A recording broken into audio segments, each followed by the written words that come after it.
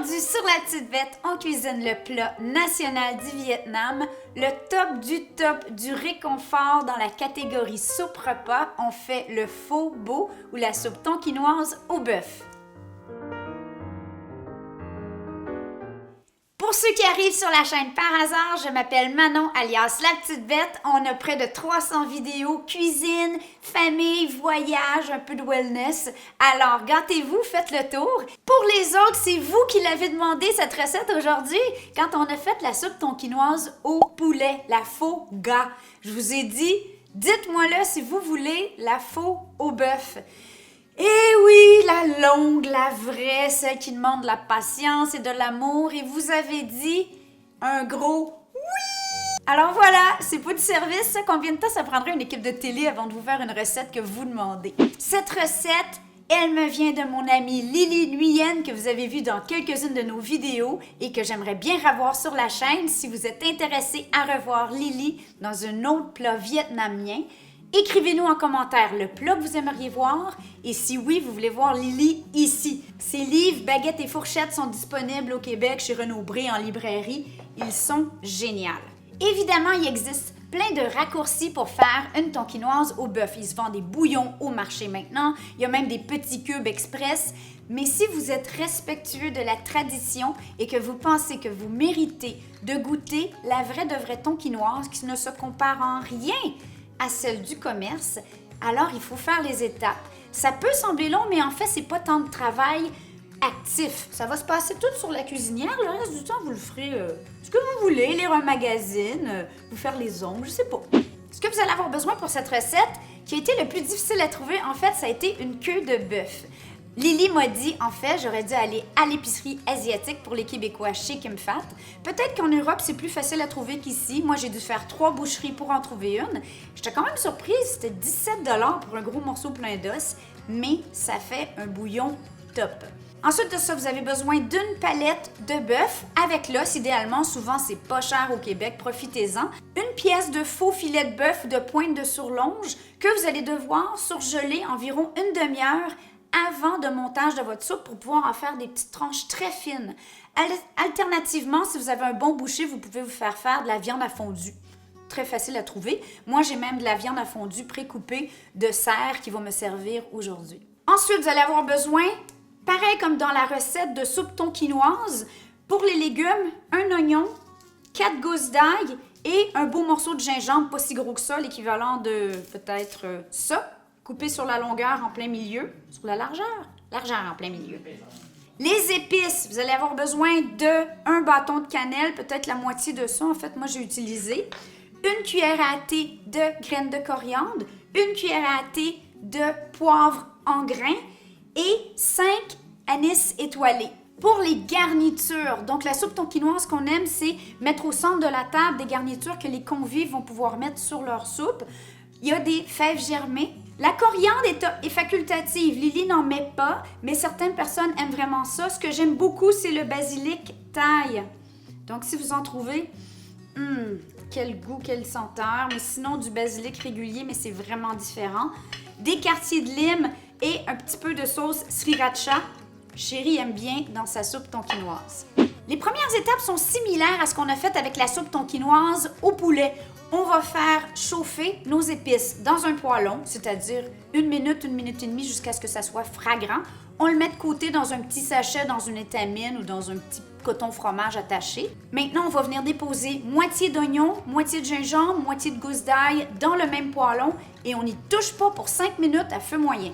Lily me dit que le secret d'une vraie soupe tonkinoise au bœuf, c'est un bouillon translucide, le plus translucide possible. Là, je parle pas de couleur parce qu'il va être un peu foncé, couleur bœuf évidemment, mais je parle bien on veut pas qu'il soit brouillé.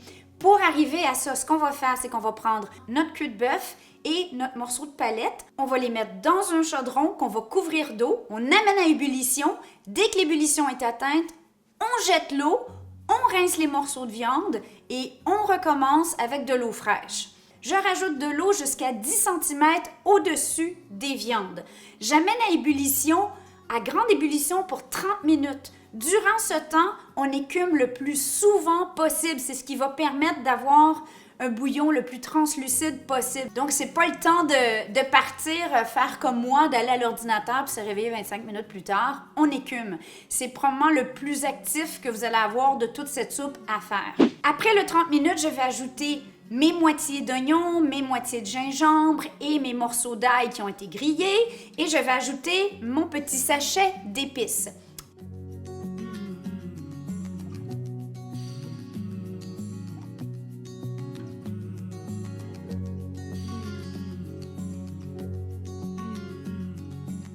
On va maintenant laisser mijoter tout doucement, pas de bouillon là, mais vraiment tout doucement pour 8, 9, 10 heures. Vous pouvez faire ça le matin, prenez ça mollo. Vous pourriez être tenté de le faire à la cocotte minute, ça irait certainement plus rapidement, mais moi j'ai pas de cocotte minute assez grosse. J'ai mon Instant Pot électrique, mais ça n'aurait pas fait assez de bouillon.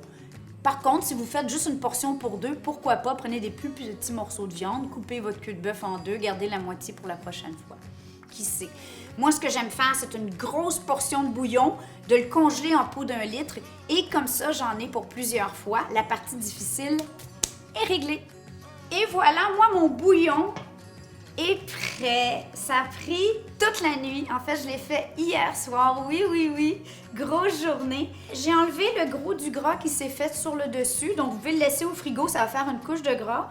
J'en garde un petit peu. Moi, j'ai tendance à croire que le gras amène un petit plaisir, un petit réconfort en bouche. Donc, j'en garde un peu. Si vous êtes maniaque, une fois qu'il est bien froid, ça va s'enlever comme un charme. Notre palette de bœuf et notre queue de bœuf a de la viande après. Donc, évidemment, je vais séparer tout ça et le préparer. Ce sera une garniture additionnelle pour notre soupe au moment final. Environ une demi-heure, 45 minutes avant le moment où vous pensez servir votre magnifique faux beau à vos convives. C'est le moment de faire cuire vos nouilles de riz. Donc, j'ai de l'eau qui bout. Je vais les faire cuire selon les instructions sur le paquet. Et là, c'est important de bien les écouter, les laisser sécher. Alternativement, si vous êtes pressé, vous pouvez les mettre au micro-ondes pour 1 minute. Ça va enlever l'excès d'eau. Ce qu'on veut surtout pas, c'est que l'eau des nouilles vienne diluer notre magnifique bouillon qui a pris tant de temps à faire.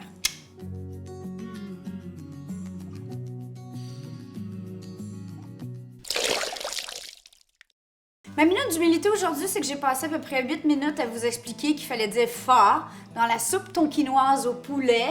Et là, j'ai dit « faux » à peu près 22 fois depuis le début de la vidéo. Oh mon Dieu, faut que je prenne mon café le matin. Faba. En fait, il y a quelqu'un qui était à Saigon, je pense que c'est Marc, un de nos abonnés, qui a dit que ça se dit « fe ». J'étais comme « mon Dieu, faba ». Fait beau!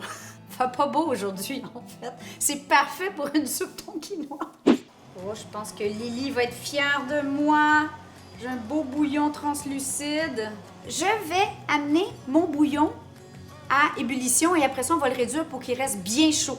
Vous allez comprendre bien vite pourquoi.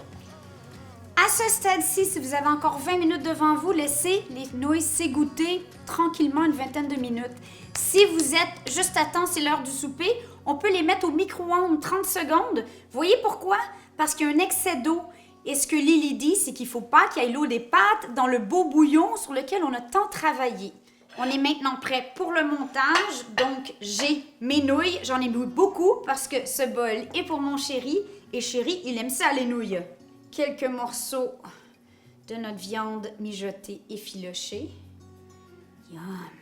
Mes tranches de bœuf que je mets carrément cru. Je vais venir verser le bouillon. Et je vais finir par petits oignons, feuilles de basilic. C'est presque une œuvre d'art. Ça sent tellement bon. Là, maintenant, je vais venir mettre mon bœuf cru dans mon bouillon et c'est vraiment le bouillon qui va cuire. D'où l'importance d'avoir quand même de la viande de bœuf de qualité. Hein? On ne prend pas n'importe quel morceau de bœuf cru. On est prêt.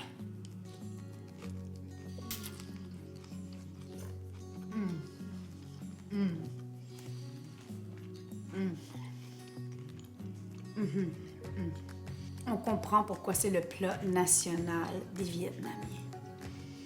Je pourrais manger ça facilement 1 fois par semaine. Elle est superbe. Ça n'a rien à voir avec un petit bouillon boboche.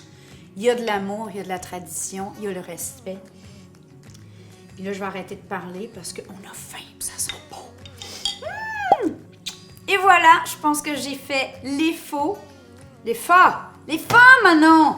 Fais un effort! Oh mon Dieu! J'ai fait le tour des forts. On vous aime. Ciao!